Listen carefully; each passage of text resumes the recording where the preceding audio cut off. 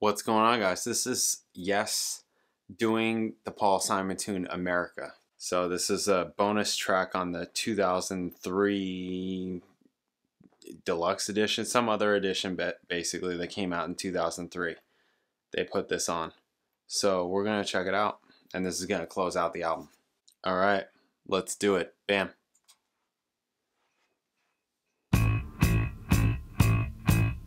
Let us be lovers, we'll marry our fortunes together.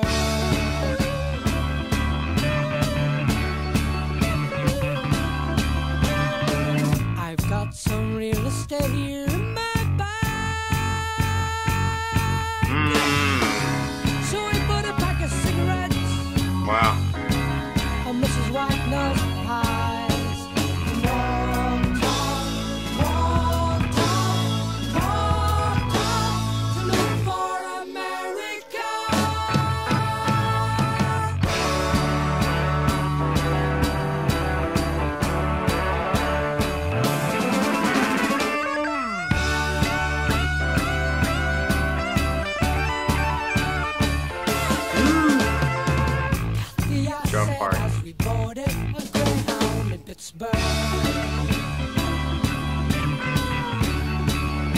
It's pretty sick. The chicken seems like a dream to me now. Took me 4 days to hitchhike from Sacramento. Come to look for America. Come to look for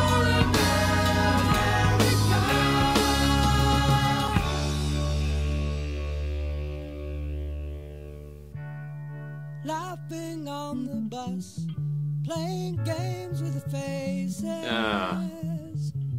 She said the man in the gabardine suit was a spy.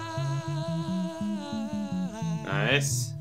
I said be careful, his bow tie is really a camera.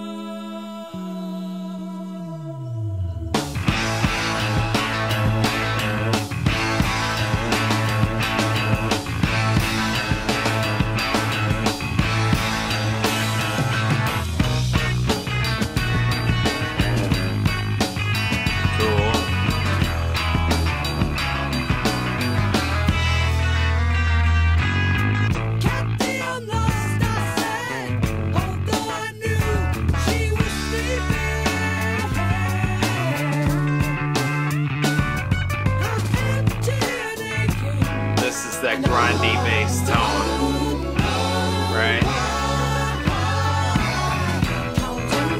That he's like known for.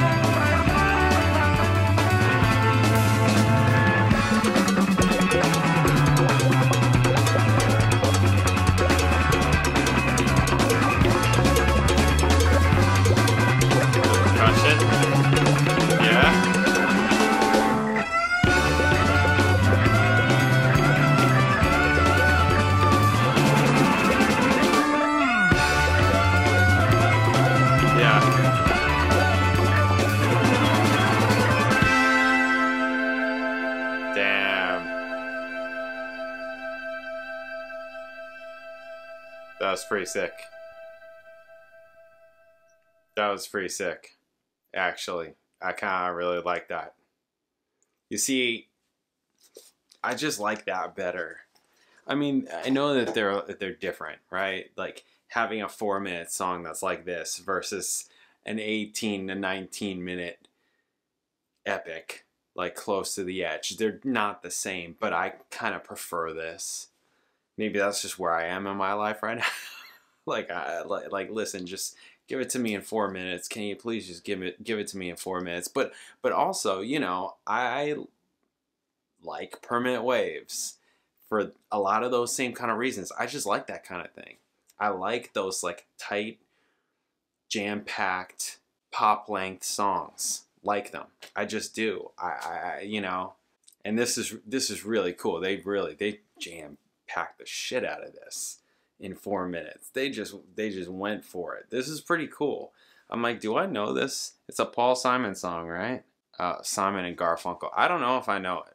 I'm not like a huge, especially Simon and Garfunkel, like, I don't know, maybe if it was like a hit, maybe, but I don't know if I know it, their version. But this was really cool. All the parts, all the sections, the different kind of feels that they went through, this is where it's at. To me, this is where it's at. This is the kind of thing that I like. I like this. Yeah, for sure. Just everything about it. Everything. Steve Howe is great. Steve Howe's great. Bill Bruford. I assume this is Bill Bruford, right? So what's going on with this? This was recorded in 72. Rendition of America Made Famous by Simon Garfunkel, released July 17, 72. And Bruford left July 19. Wow. So it's him. It's him. It's him. I figured it was, but I just wanted to see if there was any information to like solidify. Yes, it definitely was. And it was. It was. Wow, he left 2 days later. Yeah, this was really freaking cool. I like this one a lot. So glad people were telling me to check it out. Yeah, this is pretty much awesome. Okay. Close to the Edge received favorable reviews among critics at the time of release in magazines and newspapers. New Musical Express printed a more mixed review. This guy thought the group were not just close to the edge, they've gone right over it, though they played their goddamn guts out on the album, which he called an attempt to overwhelm us, which resulted in only unmemorable meaninglessness. This person concluded, on every level but the ordinary aesthetic one, it's one of the most remarkable records pop has yet produced. This is not pop. There's nothing pop about this, in my opinion. There's nothing. This is not pop music. If it were, it would be more angering, the whole, you know, only unmemorable meaninglessness. You wouldn't get that from, I take that back. You could definitely get unmemorable meaninglessness from pop music, but I do understand that sentiment. I get it. I get it. I wouldn't say that, but you know, I've said it before and we've talked about this, you know, when the music is just taxing for the listener, that makes it like you're making music for the listener, right? And if it's something that's just really difficult to listen to, is that really for the listener or is that for you? Like, what is art? Like, what is it? Something pleasing for the, in this case it's music, so the listener. There's plenty of pleasing stuff on the album. There is. Like, if you're just talking about like sections and things like that, there's lots of really nice stuff, but there's also like a lot of stuff that you have to get through and endure in order to get it. So that just comes with the territory of this type of music. It's just what it is. It's not pop music in any way, shape, or form. So, anyways, American Music Magazine Cashbox hailed the album as a recording masterpiece. In a positive review, Billboard selected the album in its weekly Billboard Pick feature, noting that Yes had progressed to the point where they are light years beyond their emulators, proving to be no mere flash in the pan. The sound tapestries they weave are dainty fragments, glimpses of destinies yet to be formed, times that fade like dewdrops on the blurriness of desires half remembered. All involved deserve praise and thanks, this being not a mere audio experience, transcending the medium, it brings all senses into play. So there you go. Two sides of the spectrum right there. Right, you get this extreme from, you know, Billboard, and you get this other extreme from these other people, and I kind of, you know, I kind of see both, right? I see both. I would probably be more in the middle, if not more positive about it, probably. Yeah, just because they're obviously fantastic, right? They're obviously fantastic. There's no denying that. It's just, it's difficult. Parts of it can be difficult to listen to, and it just requires more than one listen. That's really all it is. Henry Mendoza. Okay. So this person opened his review for the San Bernardino Sun with, "Not since Sgt. Pepper's Lonely Hearts Club Band has there been one side on an album that expressed such a complete and exciting a musical thought as side one, and thought it presented the group with a new level of sophistication." He praised the group's vocal harmonies and Bruford's deep, irregular bass drum on the opening of the title track, but picked its third section as the most interesting, with the trading vocals, Wakeman's dream-like and powerful organ playing. Described side 2 as more uninspiring than the first, but praised the vocals and harmonies on both tracks, noting they sound like its own instrument on Siberian Catro. The Lubbock Avalanche Journal printed another positive review, called the title track a virtual sound trip, moving quickly, loudly, in a frenzy that contrasts brilliantly during I Get Up, I Get Down, and praises the vocals during this section. Yeah, that was a really great section. I really did like that section, actually. Thought highly of Howe and Wakeman's interplay throughout, but thought the group's tendency to change tempo frequently risked distracting the listener. I'm serious, though. It's a lot. It is a lot. And again, it requires multiple listens so that your brain and ear can just dissect what's happening. And that's fine. Like, there's nothing wrong with that. There isn't. Like, if you want to make that kind of music, that's fine. That's cool, right? There are people that like that stuff. They're you people, right?